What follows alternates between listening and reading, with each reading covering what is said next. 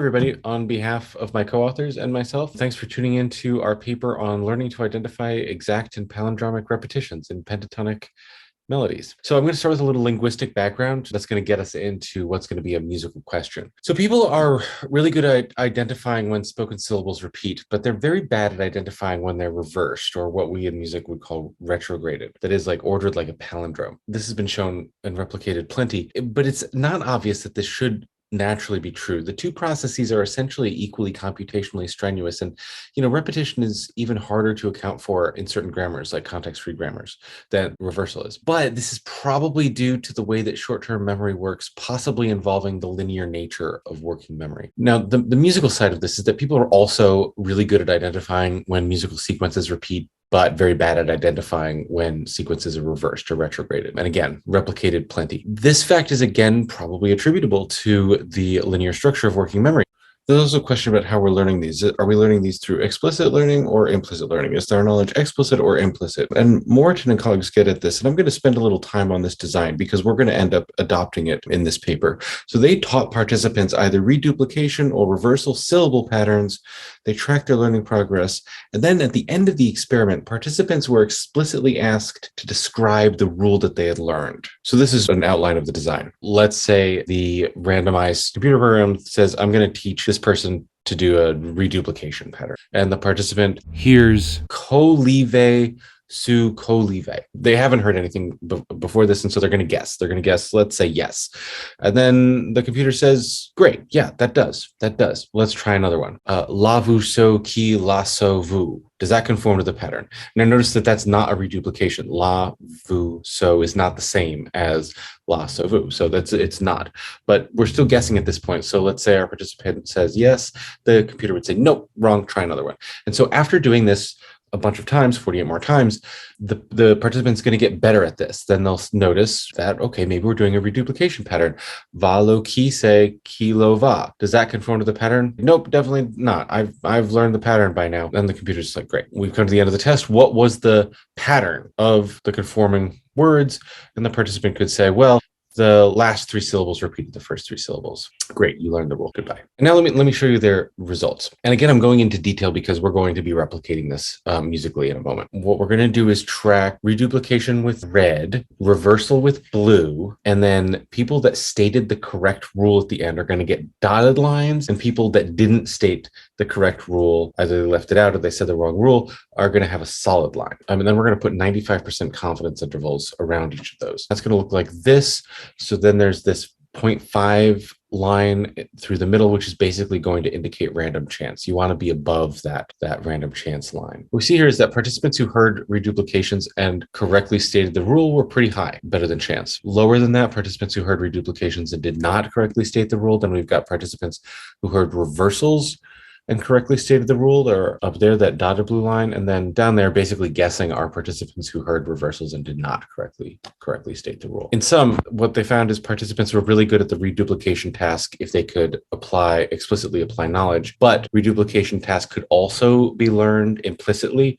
So folks could still identify reduplication even if they couldn't describe the underlying pattern. And so it seemed that reversal wasn't really being learned at all, but there were hints that there might be some explicit learning going on because some people stated the rule. So they did a second experiment foregrounding explicit knowledge, and it's basically the same thing, except when the computer says, I'm going to teach this next person a reversal pattern, they tell them that they're going to teach them a reversal pattern. The participant comes in and says, hello, your task is to identify words whose last three syllables reverse the order of the first three. So you explicitly tell them the pattern that they're supposed to be learning here. Everyone improved performance under this case, and reversal was learned by people who could correctly state the rule. Your dotted blue line here is participants learning reversal and who correctly stated the rule at the end of the experiment. Now they're reasonably above chance now. This suggests that a reversal identification task can be learned, but really only via explicit knowledge. So our question is, do similar effects hold for music? Does musical learning of repetition and reversal have similar characteristics as that of spoken language? What musical parameters would replicate the findings of the spoken language paradigm? And then, does explicit knowledge play a greater role in processing reversals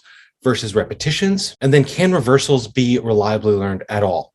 even explicitly. So we replicated these two experiments, but used musical notes instead of syllables. So let's talk about our first two experiments and what we did in them. Given that reversal has not really been shown to be learnable in chromatic contexts, and tonal structures do seem to aid in short-term memory, we decided to opt for the notes of a C major pentatonic scale and keep it simple. And we basically kept everything else the same. Participants had to learn a musical pattern by hearing 50 melodies. They were randomly assigned to learn either reduplication or reversal, and each question followed the same format as in the language experiment. Listen carefully to the melody. They hear the melody. Did that melody sound like it followed the pattern? And then they received immediate feedback. More than 75 people participated in each experiment, and participants were recruited online. Each note was at about 215 beats per minute. Stimuli were 7 ordered notes, and the first 3 events determined the order of the last 3 events. So if it was a reduplication, you'd have A, B, C, D, ABC, and this would be, of course, the correct answer if we were trying to learn reduplication. Reversal would be A, B, C, D, CBA, and this would be the correct answer if we were trying to learn reversals. And then they were just things which were incorrect, dummies, which were other permutations. In experiment 1, participants were tasked to discover the pattern, but they weren't told about the pattern beforehand. And then in experiment 2, they were told. They were explicitly told what the pattern was that they were trying to find. And then at the end of both experiments, all participants were asked to state the rule that they had learned. Experiment 1, let me give you an example of how this would sound to our participants. Does this melody conform to the pattern? And they would guess because this is the first thing that they've heard. By the by, that melody was in fact reduplicated. Let's try another one. Does this melody conform to the pattern? Guess again, maybe? And that melody was one of the dummies. It was one of the nonsense ones. Neither reduplication nor reversal. Let's try another. And you keep doing that for 50 total questions. And then you would ask, hey, what was the pattern of the conforming melodies? Now in experiment 2, we're telling them the pattern that they're trying to identify. This is what that would sound like. Your task is to identify melodies whose last 3 notes reverse the order of the first 3. This person's going to be learning reversal. So let's go. So does this melody conform to the pattern? That melody was indeed a reversal. And so let's look at the results first of experiment 1. Correct staters who were trained on reduplication did really well, very significantly better than chance. Not correct staters who trained on reduplication did okay. And then non-correct staters who were trained in reversal were basically guessing. And nobody correctly stated the reversal rule. Before we talk more about that, let me show you the results of experiment 2, where we told them the pattern beforehand. Correct staters who were trained on reduplication now did even better, and not correct reduplication staters, even though we told them the rule beforehand, they either forgot the rule or they weren't comfortable with they didn't understand it, or they thought we were trying to trick them. They still did pretty good. But not correct staters trained on reduplication were basically guessing again. So were correct staters. So what it seems like is these folks remembered the rule, but they were still unable to apply it. So this means that reduplication is eminently learnable, and explicit knowledge seems to aid in a recognition task. Reversal does not seem to be learnable, explicit or otherwise, in this context. And I stress in this context because, gosh, the stimuli seemed pretty fast. So what we did in experiment 4 was we redid everything exactly the same as in the earlier experiments. So participants were either learning reduplication or learning reversal. And in experiment 3, they learned it on their own. And in experiment 4, we told them what pattern to expect. But now the stimuli were going to occur at 100 beats per minute. And this approximates what we talk about as spontaneous rhythmicization. If you just ask people to tap, they'll tap sort of around this tempo. It's a very intuitive bodily tempo. Here's what this sounds like now. Here's a reduplication.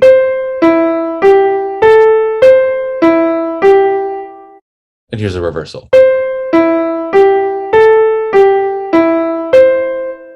So experiment 3, slower, but you find the pattern on your own. Correct staters who trained on reduplication are still pretty good, as were not people that implicitly learn this. They didn't correctly state it. Again, folks trained on reduplication were basically guessing again, but now we had 2 correct staters. 2 people actually learned it. So what's interesting about that is that they learned it, but they couldn't do it. They figured out what the pattern was, but they couldn't apply it. Experiment 4 was slower. We told them the pattern, and reduplication seems to continue to look about the same, but finally we get a reversal average that's significantly above chance. This means that correct staters, when told the rule to expect, can learn musical reversals at 100 beats per minute. In sum, experiment 1, where it was faster and they didn't have any prior knowledge, participants who could explicitly describe the pattern at the end of the experiment identified a reduplication pattern significantly above chance. This suggests that explicit learning was crucial for reduplication learning at this tempo. No other cases were significantly different than random guessing. No participants discovered or stated the reversal pattern. Experiment 2 was the one that was faster, and they were told the pattern. Participants identified reduplication patterns significantly above chance, but did so with a higher reliability if they could state the rule after the test. And this reinforces the idea that explicit learning is important for this task at this tempo, and participants attempting to identify reversals did not perform significantly different than random guessing. In experiment 3, where we slowed things down, but people were not told the rule beforehand, participants identified reduplication patterns significantly above chance, but did so with higher reliability if they could state the rule after the test. These findings reinforce the idea that explicit learning improves performance on this task, but also suggest that implicit learning of this task is possible. These findings also mimic those in the comparable spoken language study. Participants attempting to identify reversals did not perform significantly better than random guessing, but now participants did discover the reversal pattern. This suggests that even if they could not apply and identify the pattern consistently, the pattern could be identified. And then finally, in experiment 4, which was slower and people were told the pattern beforehand, reduplication results follow basically the same pattern as before, but participants attempting to identify reversals who correctly stated the rule performed significantly above chance. So these findings suggest that explicit learning can be applied to identifying reversals, and these findings also track those of the comparable language study. All right, let's talk about a couple of larger points.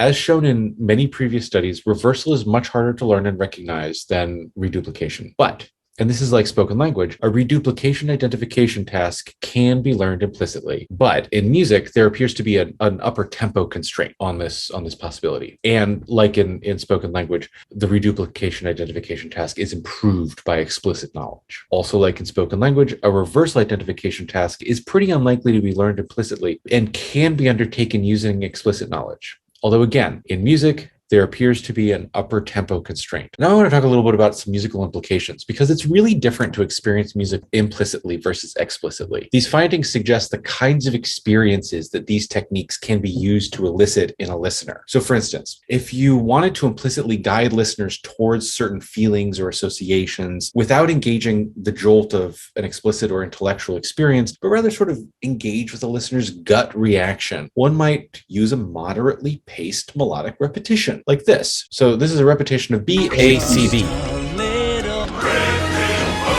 Let's not be too. I can show you, I can open. In contrast to that example, if you wanted to make a musical Easter egg that listeners must work to decipher and encourages them to explicitly search and think about the music that they're listening to, then you might use a fast repetition, or you might use a reversal, or what we would call a retrograded music. So the lullaby theme is used throughout the Legend of Zelda universe. It sounds like this.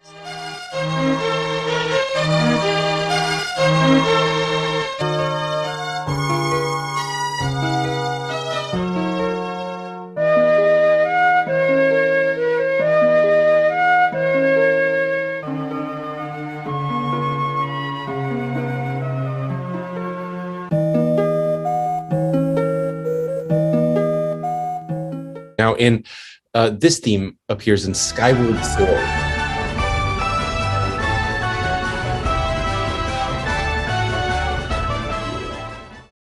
Which, when you play it backwards, if you retrograde it,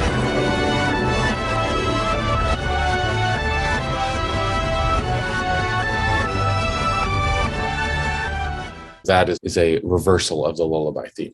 So the Aladdin example is going to make a listener feel in their gut some connection between Aladdin's past and his present. It's very an implicit feeling. It doesn't make you think anything. It just implies. The latter wouldn't really be noticed right away. In fact, you probably wouldn't even notice it at all unless you really studied the music or you read internet forums. What reversal does in this context is it encourages explicit analysis. It makes you ask why and what does it mean. It makes you work for it, and it makes makes you think once you found it. And these are very big differences in the way that we experience this repetition versus this reversal. So in sum, musical repetition / reduplication is easily identified, and this task can use both implicit and explicit knowledge. Musical reversal is harder to identify, but the task uses primarily explicit knowledge. These characteristics are also tempo dependent. These characteristics are analogous to similar tasks in spoken language, and these characteristics inform how we use and interpret corresponding musical devices. Again, on behalf of my co-authors, thanks for your attention, and we're happy to answer any questions. I've posted some references at my website /ICMPC 2021.